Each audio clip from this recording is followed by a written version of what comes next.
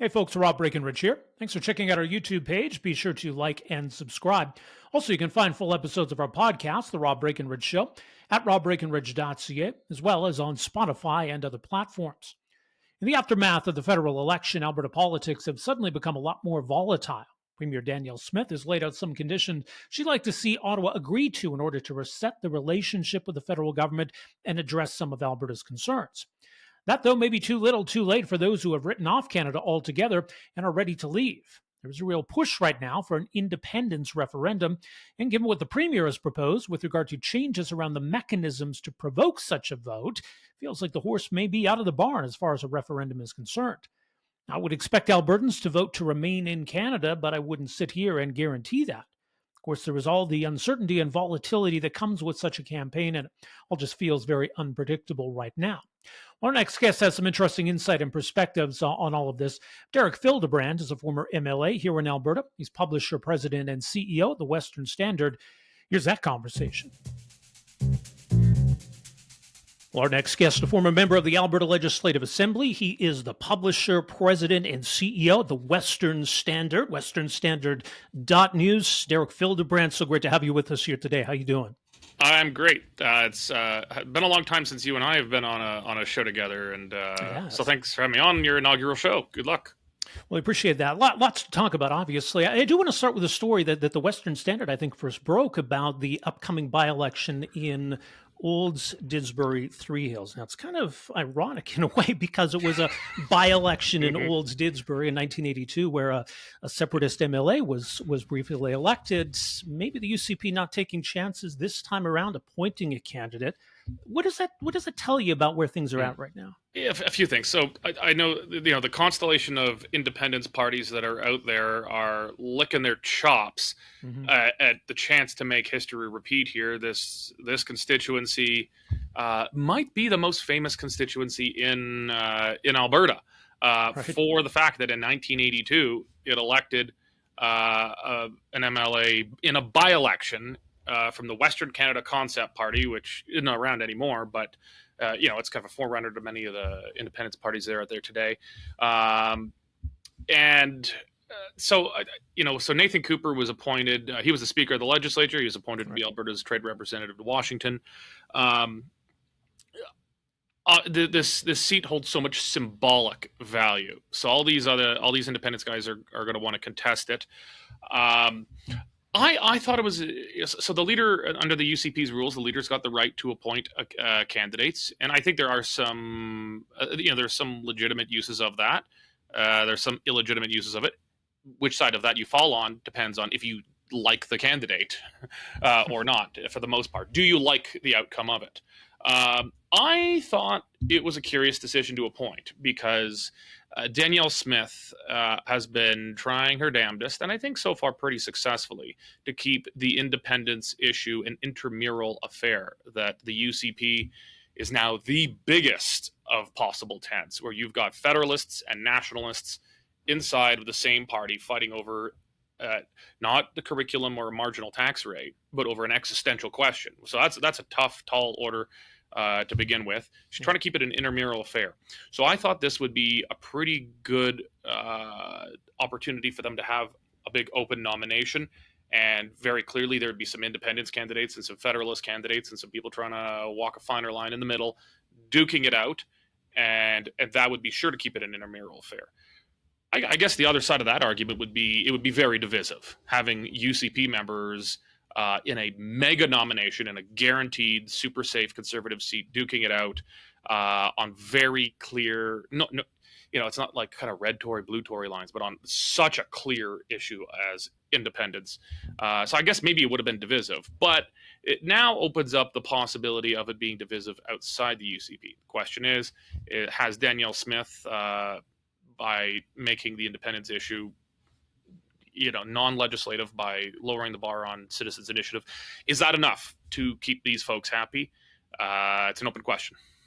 Yeah, it is, and I think it's going to be interesting. I mean, as you say, there have been various iterations of independence parties. There now seems to be, I guess, sort of coalescing around this Republican Party, the Alberta Republican Party. But I don't know. I mean, is this an opportunity for them to make a splash? Is it any kind of a commentary on anything if they were to get like just 5 or 10% of the vote? Mm-hmm. There's a lot of them. So there's the Republican Party, which used to be called the Buffalo Party, Right. changed the name. A lot of these parties change their names fairly frequently. I've been involved in the cottage industry of them myself. There's the Wild Rose Independence Party, which during the Kenney cycle became by far the most prominent. It actually got up into the low 20s in percentage of support at some point. It actually started creeping up on them, even though it had no money, no leader, nothing. Then there's the Wild Rose Loyalty Coalition, which is not a discount card at the gas station. It is another political party, Alberta Advantage Party, Alberta Independence Party. There's a bunch of them. In the last Alberta election, the Wild Rose Independence Party pretty much parked itself intentionally and just said, like, well, Smith might be the best we can get, so let's actually give her a chance. And they stood down. It's not like they had a lot to lose, so maybe that made sense. Right. The Republicans don't seem to be doing that. They're much more antagonistic. They seem to have a very specific problem with Danielle Smith herself, and there's a lot of internal politics around that. Alberta politics is a small town. I know pretty much everybody involved on both sides of this stuff. If they have an opportunity, this is it. This is it. The candidate that Smith has appointed there, I think it's Tanya Sawyer, or last name Sawyer. She seems to be a pretty good candidate. Maybe Smith is also hoping to bring in some cabinet material. When she became premier, she didn't have a lot of time. She did not, to my surprise, purge the caucus of a bunch of Kenney supporters. A lot of them had already, by hook or crook, had their nominations locked in. So she hadn't brought in a lot of her own people. So there's maybe some case for cabinet building for her to want to appoint as well. But by not having that open nomination, which would have been a very divisive process in this particular case for this particular riding and this particular issue, she has perhaps given an opening for the Republicans. I would be shocked if it's anything but a thumping UCP victory. Right. But I wouldn't be shocked to see 5 or 10% of people who probably still want the UCP to win to want to throw a rhetorical grenade and vote Republican, just to kind of send a message that we mean business here. Yeah, I mean, it should be a safe seat, but I mean, it sort of speaks to this point that things have shifted and shifted since the federal election. And let's take a step back and look at what this all means or how real this all is, because in a way it feels like, well, we just had Justin Trudeau and it wasn't bubbling over like it is now. But is that because maybe everyone just sort of thought, okay, this guy's going to be gone, they're going to get their comeuppance, something's going to change? Like, what has set it off now, do you think? Well, for 2 years, we've had polls showing the Conservatives first winning a big majority and then a record-breaking super mega majority. Right. I don't know how loaded I can make that term, but like winning virtually everything in every part of the country. And so that provided a very clear light at the end of the tunnel for people. Alberta nationalism, or the independence movement, however you want to call it, it's a unique beast. It's not an ethnic, linguistic, or religious nationalism, the way you'd see with Quebec, Catalonia, Scotland. In some ways, although it's not apples to apples, it's more comparable to Bavarian nationalism, and a lot of people don't know a lot about that. But Bavaria in Germany has had separatist leanings. Never actually, obviously, separated since the 1870s, but it's seen its thing as its own thing, not because they don't see themselves as German, but because they see themselves as more German, and the rest of Germany isn't German enough. And I think that's how Alberta, in very large measure, sees itself. Alberta doesn't see itself as not Canadian. I think it sees Alberta as so damned Canadian, and the rest of Canada has lost its sense of being Canadian. And in a weird kind of way, Alberta can be more Canadian by being on its own. So, if there is hope of, a rah-rah Canada conservative and, more friendly to Western economic development candidate, Albertans are going to go on that. This movement. I don't think Alberta's problems get solved by a conservative government. I think it means we get screwed a little less terribly, and at least Ottawa says thank you when they do it. When they leave the room and shut the door, they say thank you. But for most Albertans, that would have taken the wind out of the sails. This would have gone absolutely nowhere for 4 to 8 years if Poilievre would win. But that light at the end of the tunnel is gone. And Carney, I think people were ready to go pretty much as soon as Carney got elected for the fourth Liberal term. But there's enough people in the middle that were like, well, let's give the guy a chance. He says he's different. Let's see. It's still very early days, but it doesn't appear that this is the radical change that Carney has promised. Well, no. And I mean, Stephen Guilbeault is kind of a gift, I think, to those who want Alberta to leave, and having him front and center, as we saw just a few days ago, that's not helpful, I guess, in that sense. Well, he's the leader of the independence campaign in Alberta, unofficially. Pretty much. It is interesting because in a lot of ways, I mean, for a conservative premier in Alberta, having a liberal government in Ottawa is politically useful, right? But something has kind of changed where, as much as it is in some ways beneficial to do Danielle Smith, it's taken on something else where maybe this is a little bit outside of Danielle Smith's control. And it goes back to some of what we talked about earlier. So how different is her situation now as opposed to, when Jason Kenney came in and was dealing with Justin Trudeau? Well, there's a few things. One is Kenney, while he's never said it out loud, you could just never shake the sense that he always had his peripheral vision on going back to Ottawa, that he was never going to go and never do or say anything that would irreparably make it impossible for him to eventually become prime minister one day. With Danielle Smith, I don't think anyone of sound mind believes that she has ambitions to be a federal politician someday. Right. It's that seems genuine, so I think she's got more credibility on that side. Kenny was an unconditional Federalist, and so in Smith's address of I think roughly 4th or 5th of May, she kind of broke Alberta down into kind of 3 broad groups. There are the she talked about the sovereignists, or who want independence, the nationalists. She talked about then the unconditional Federalists. I think that's pretty much the term she used, more or less. And then she said, and then Albertans like me in the middle who want to make it work. But I took from that, she put herself in a different category than the, quote, unconditional Federalists. Yeah. Meaning that, she's not on the independence train right now. But is there a point at which she could be? I pressed her on this on an interview earlier this week. She didn't bite. And she tried to pivot a bit. I'd come back to it. She didn't bite. But taking from her own statements, she's not a full nationalist, but neither is she an unconditional Federalist. We've got some polling we're releasing just today.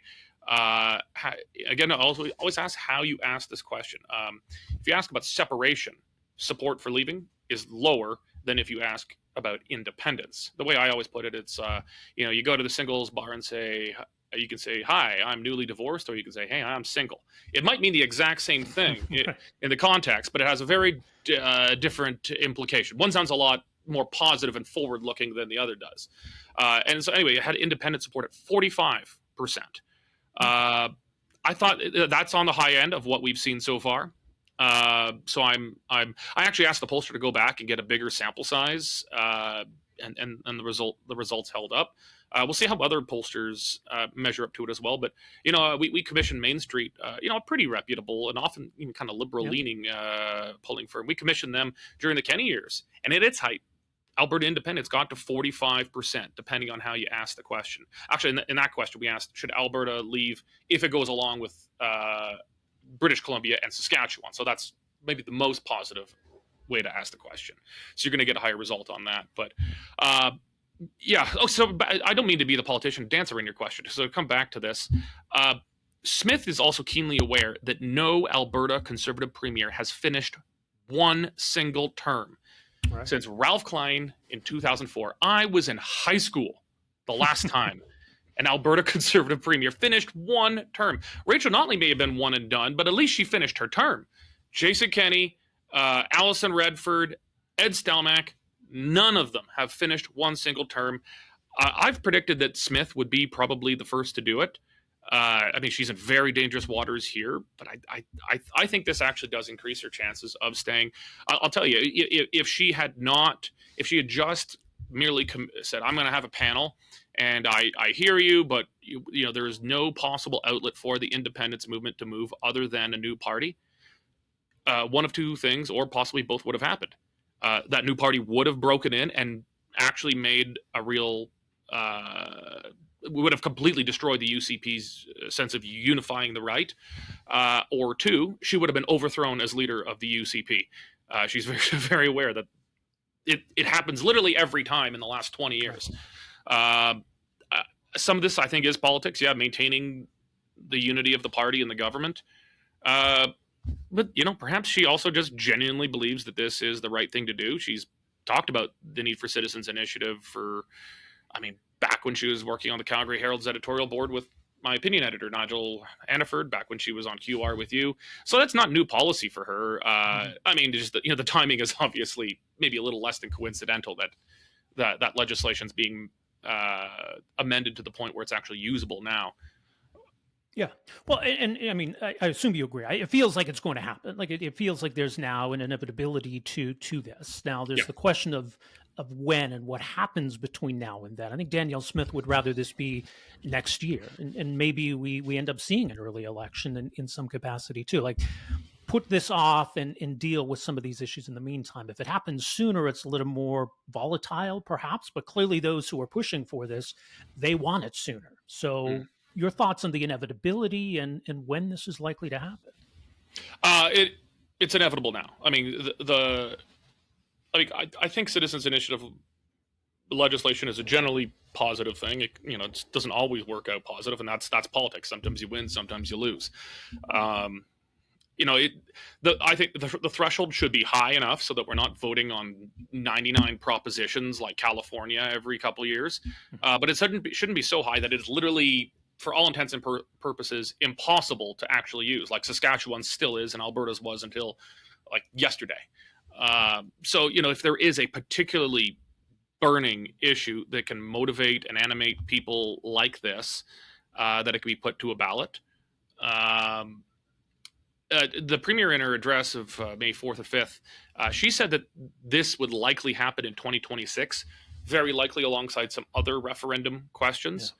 I'm not actually sure having those other referendum questions on the ballot helps the independence cause, because it might allow people to say, okay, fine, I'm going to vote for everything else, and that's going to send a message.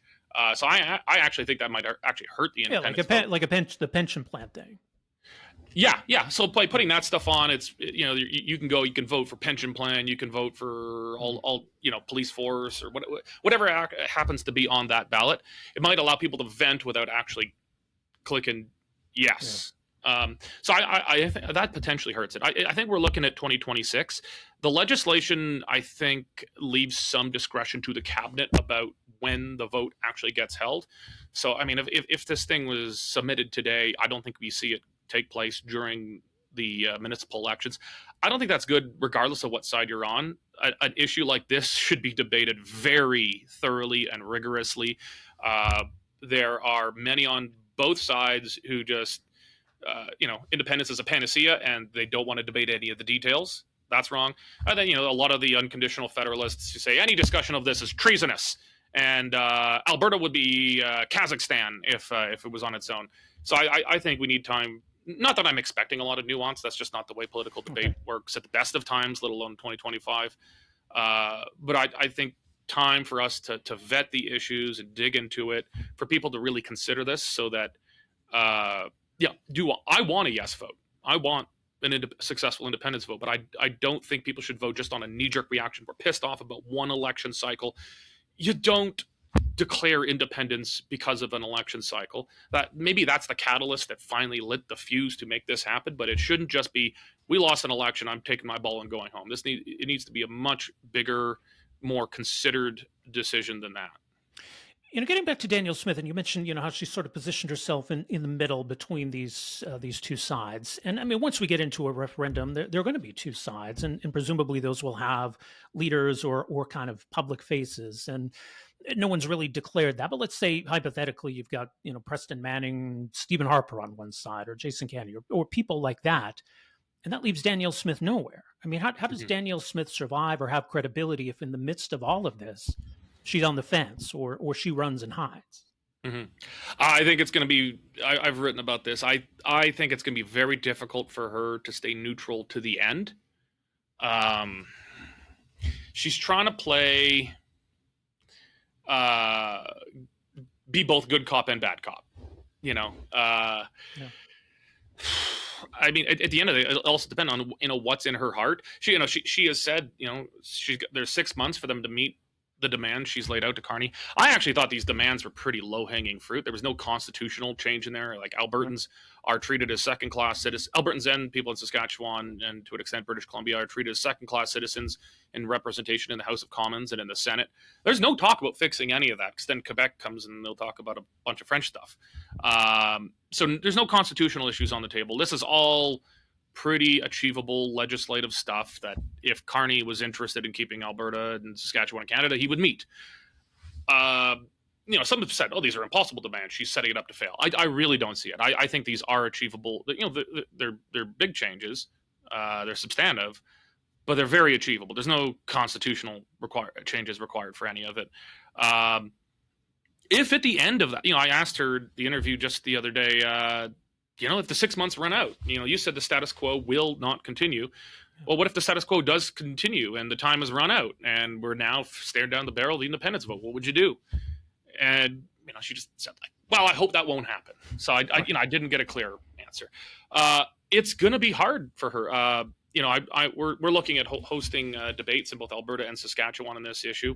We're going to be inviting the NDP leaders in both provinces. I'm actually thinking of the debate's going to have probably two people on each side because the independent side is pretty much uniformly conservative. The Federalist side has got, the left in both provinces is uniformly Federalist, but there's also a minority of conservative voters in both provinces that are also Federalists. So it's going to be impossible for her, I think, to stay out of this completely. In the end, I think she's going to have to take a side. I don't think she has to right now, but in the end, she's going to have to. Especially, if this is going to get over the line. Be interesting, if we're at a 50-50 or we're down to Quebec 1995 and it could go either way.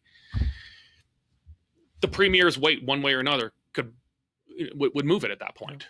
So the balance of Alberta is going to be in her hands potentially. I mentioned two other names. I mean, Jason Kenney has some more recent political baggage in Alberta, but Stephen Harper, and I don't know where Stephen Harper's at on this or if he wants to be the face of Canada, but would he be a game changer, do you think? I've talked about this in our newsroom before. Our opinion editor, Nigel Hannaford, he was the chief speechwriter to Stephen Harper. And That's I said, how do you feel about going to battle with your old boss on this? Because I feel like he's going to be our biggest problem. Stephen Harper, as a former Prime Minister of Canada, I cannot see any scenario where he's on the Alberta nationalist side. I just don't see it. So Stephen Harper is going to be... he's harder to rip down than a Nenshi or a Notley or even an Aaron O'Toole. He's an Albertan who is broadly supported. I think Stephen Harper is probably the greatest weapon in the arsenal of the Federalists here, followed closely by Pierre Poilievre. Some people said, maybe Poilievre. No, Poilievre is a Federalist. He's born and raised in Alberta, but he's spent most of his life in the East now as a member of Parliament. And he's a pan-Canadian Federalist. I 100% expect him to be on the other side of this debate. Those two guys are going to be far more dangerous opponents of the independence movement than Nenshi. Carney if Carney's smart, he'll just go and hide in a bunker under Rideau Hall for the duration of this. If he comes and shows his face, then I mean, it's like, can you imagine the no side in the Quebec referendum sending Preston Manning into Montreal? I mean, it just wouldn't have been a good idea. No. Well, and yeah, I think there was some low hanging fruit that Mark Carney could do that could at least help things to that end. But no, he's not going to persuade people. On the other side, though, the persuasion to leave. Preston Manning, I mean, he's been pretty outspoken on this. He seems kind of like maybe that person, but do you think potentially there's others out there? I do. In some cases, I'm not at liberty to discuss. In other cases, I could can speculate. One of the problems, and I'm sure I'm not the first person to observe this, is that former politicians are a lot braver than sitting politicians. There's a lot less to lose. Yeah. So I think it's very likely we're going to see formerly elected politicians stand up and be some of the lead spokesmen of this, whereas the currently sitting politicians, for the most part, they want to keep their job. It's just such a big thing to stick your neck out on. One thing I am finding interesting, though, is putting together the debate here. I'm having trouble finding a Conservative MP who wants to debate on the Federalist side. They don't want to debate on the independent side, but they also don't want to stand up and be counted as I'm the stick out the Liberals for another 4 years, guys. It's interesting. I think as we get closer, the role of the federal Conservatives caucus in Alberta and potentially Saskatchewan is going to be very interesting in this. Mm-hmm. In their hearts, a lot of them are pretty sympathetic, if not outright already there. But they're not the Bloc Rednequois. They are the Conservative Party of Canada. They're sitting as Federalist MPs. If they want to speak out on this, I mean, you got to form your own party or sit as your own caucus or something like that at this point. It's hard to see how you can remain in a Federalist federal party and support independence. So it'll be interesting how it plays out with those guys, because Alberta Conservative MPs have a pretty cushy, safe job for life as long as you don't rock the boat, and this would be rocking the boat to the point where you're out. Interesting indeed. Much more is mentioned westernstandard.news. Derek, appreciate your perspective on all of this. Thanks so much for making some time for us here today. My pleasure, and good luck with the new show.